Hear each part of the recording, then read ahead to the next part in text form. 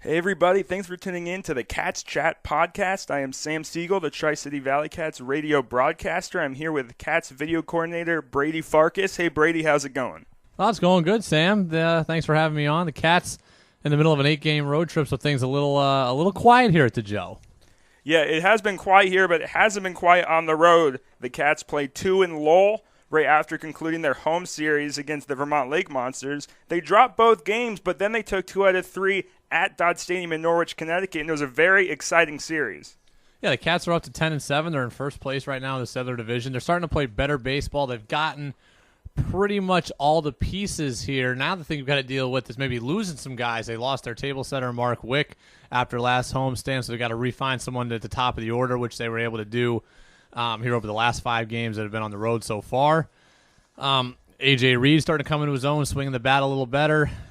Pitching has been solid kind of throughout. I've really been impressed with a number of guys. Troy Scribner has looked good. Joe Musgrove, I think, has looked good for the most part. Had a little bit of a rough outing in his last one on the road, but I think he's looked pretty good. Their bullpen has been good. Brandon McNitt was lights out when he was here when we last saw him with the Joe. So the Cats are playing better baseball now, and you can tell the team chemistry is starting to gel. These guys like each other, like being around the field around each other. So it should make for an exciting homestand when the Cats finally get back home on the 4th of July. Yeah, and it does seem like this team is really starting to resemble what we will see going forward with the draft more and more in the rearview mirror. The guys we see now are likely the guys that will make up the lineup and the pitching rotation for much of the season. One guy that came in recently, Bobby Boyd, has really picked up where you said Mark Wick left off once Mark Wick got promoted. Boyd, last night's game went 4 for 5. That's the first 4-hit game for a ValleyCat since Anthony Kemp hit 4 last year. Yeah, he's a spark plug, man. We didn't see him for a long time here at the Joe. We saw him finally, I think, that last game of the homestand against Vermont. He's not very big. He can't be any bigger than 5'10", if even that big. But he runs incredibly well. He puts pressure on the defense. He slaps the ball to the left side, and then he just goes. So that's a potent combination. If you can just put bat on ball consistently and make things happen, you make the defense make a play on you. So if you're able to run well, you accelerate that whole process, and you're going to turn singles into doubles into triples, and you might hit some just routine ground balls that get forced into errors or tough plays for the defense. So it's exciting to have a guy with that skill set at the top of the order. And look, Mark Wick was great. He earned his promotion up to Quad Cities, but the Cats are happy to have filled him, find his replacement nicely. Yeah, Mark Wick hitting .500 in his first handful of games in Quad Cities.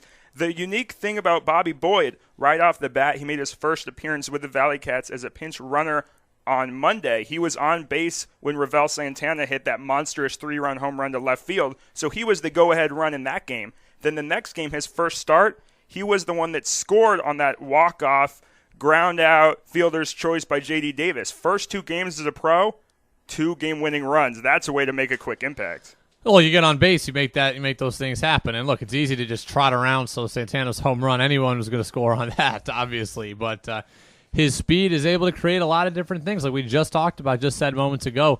The kid gets on base, he doesn't strike out, he slaps the ball around, he makes it tough out for pitchers, and pitchers know once a guy like that is on base, you're constantly thinking about him. Your coach can say get the hitter all you want, your catcher can say, hey, let's go right after this guy. But it's just how long until a guy like that takes second, or how long until a guy like that goes first or third on a hit. So that's the mentality of a pitcher. That's the mentality of a whole defense. When he gets on base, he's instantly in everyone's head, and that's a big advantage. And he's one of many guys, of course, when the roster came out, we first started learning about the Tri-City ValleyCats for this season. Stuff got written about them. A lot had been written about the Astros' second and third round picks, A.J. Reed and J.D. Davis. Those guys, which we'll talk on more later, really deserved their acclaim, but there are other players like the Bobby Boyds, like the Ryan Botker, who has only played a few games but did really well on this road trip thus far. Guys that new to the professional baseball scene as well, kind of helping pick up the slack, not just on the guys in the middle of the order for the ValleyCats. Well, yeah, guys like Alex Hernandez, who at the beginning of the year was vital. He took a little bit of a back seat on the last 2-game homestand because you could tell the ValleyCats, or maybe even from the Astros directly, were trying to get Mark Wick work in the infield. So that kind of sapped some of Hernandez's playing time on our last homestand here. But he's back in the lineup now on a fairly regular basis. He was hitting .400 for the first 7 games that he was in. The first 5-game homestand was electric. Started out, he was hitting the ball constantly to right field. driving everything. Mott Hydes hit the ball to right field well. So the Cats have had guys pick up some slack. Ariel Ovando has shown some power, hit the ball well deep into the gap. Ravel Santana came up with the big hit. He hasn't hit for average, but he had the big hit to give the Cats a win against the Lake Monsters in Game 1. So the Valley Cats they've got some guys who aren't consistently doing yet, but on a game-to-game basis, there seems to always be someone who's ready to step up. And then let's touch a bit on the pitching. The pitching, especially in the 2 road games I was at this past weekend, have really been strong once it gets to the bullpen. We have gotten solid starting outings by, you mentioned Troy Scribner. Joe Musgrove has had some good starts. So is the opening night starter, Austin Chrisman. But yesterday in particular, Ryan Thompson came on the 5th, pitched a scoreless frame. And that really just set the tone for the rest of the bullpen. And then you get to Chris Munley. Chris Munley already has 4 saves, hasn't allowed an earned run, striking out more guys in innings pitched. Just a great start for him. There's so many other guys. Brian Radzewski had a great outing last night as well. Guys that just seem, when their number is called, do exactly what they need to do. The Cats have a lot of good things going on in that bullpen, and we'll break down why right now. Ryan Thompson, first off, you mentioned him. He's got a deceptive delivery. The guy's 6'5", 6'6", and he's throwing the ball from submarine arm angle. So this is a guy who is tough to pick the ball up from anyways because he's so tall. He's releasing that ball even closer to the plate. It's got a lot of movement to it. You're talking a fastball with run and sink to it. You're talking a slider that comes up there like a Frisbee. I don't know if you remember Jeff Nelson used to play for the Yankees and the Mariners back in the day. Similar. So a guy like that's something the guys don't see a lot in high school, in college, where a lot of these players are coming from, or in your Dominican summer leagues or back in your homeland if you're not from the United States. So those are things you don't see very often. Radzewski, a lefty, a guy who has been a starter at Miami, comes in now. He's able to throw for an inning or 2 at a time and get more on the ball, get some good movement. So the Valley Cats, they got some arms to go to in their pen. We mentioned Brandon McNitt looked lights out here, hitting 87, 88 miles an hour. Another guy who's 5'10" who throws the ball well. So they've got guys with good movement. And yeah, Chris Munley, I mean, what more can you say about him? I'm curious as to how long he'll be down here in Tri-City because he's looked so good. Yeah, he's a guy last year, undrafted free agent, but came from a very strong program, UNC Chapel Hill. Lots of ACC experience. He played in the national tournament all 4 years, had 1 World Series berth. When I was in Johnson City, Tennessee last year, he had a short stint in Greenville in the rookie-level Appalachian League after starting Gulf Coast. He was barely in Greenville, went right up to Tri-City, was a key cog in Ed Romero's championship bullpen, the team that won that 2013 title. And he's a guy that has really picked up right where he left off. You mentioned just like Mark Wick, he could probably be in Quad Cities rather soon. Well, he just throws strikes, really. I mean, that's what pitching is just your ability to throw strikes and go after hitters. Your odds of giving up 3 hits in an inning are something like 20-1. So if you throw strikes, you're instantly it's easy. It's harder for the offense to score runs. Where pitchers get into trouble is walk a guy, single, hit a guy, air, and all of a sudden that's a run, and then there's a 3-run double to clear the bases. That's where guys get in trouble. He puts the ball on the corner and says, "Here, hit it." He's got 1 walk on the season. There's an old saying, you can give up walks or you can give up hits, but you can't give up both, and right now he's giving up neither. And I think what's most important is he's a luxury that minor league managers, especially short season managers, don't really have, and that is a closer. He gives Ed Romero a closer. Oftentimes, especially in a short season and rookie level team where guys are coming in from the draft, from extended spring training, you don't know who's your closer. The major league team wants all their minor league relievers to have experience in different spots. But Chris Munley is a guy that he actually told me a couple days ago, right from extended spring training, he knew what his role was, and he really does fit that role perfectly. Yeah, he just wants the ball. It's a mentality. Guys, like you said, it's tough to come in and be a closer because a lot of these guys that were just playing college ball or are coming up from extended spring training, they've been starters.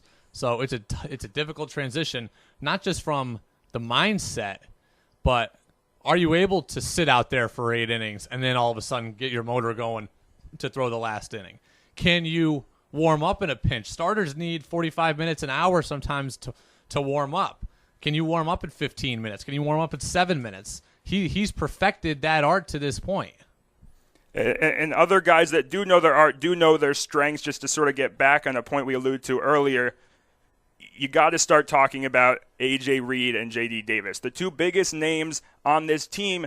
And the guys that, if you look at the stats, may not show it. A.J. Reed, despite hitting 23 home runs in college this year, hasn't hit one as a pro. But if you watch his at-bats, those long balls are going to come. He hit a double right off the wall here last week. Yesterday, he went 2 for 4 with 3 RBIs. I mean, he's a guy that ValleyCats fans will love watching at the Joe this season.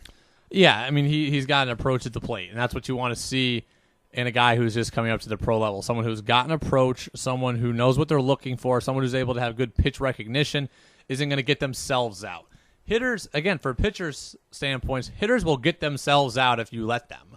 Okay, and he's not getting himself out right now. He's not chasing pitches that are out of the zone. If a pitcher's going to get him out, especially strike him out, they've got to earn it. He makes every at-bat a difficult one for the pitcher, and you can see he's getting a lot of respect around the New York Penn League already. Guys are pitching around him. They're giving him – look, if you get a first-pitch breaking ball in the first inning with no one on base, that's respect. Because generally they'll be like, look, we'll go right after you. You hit it 500 feet, then you hit it 500 feet. We'll come back. You got to score to win anyways.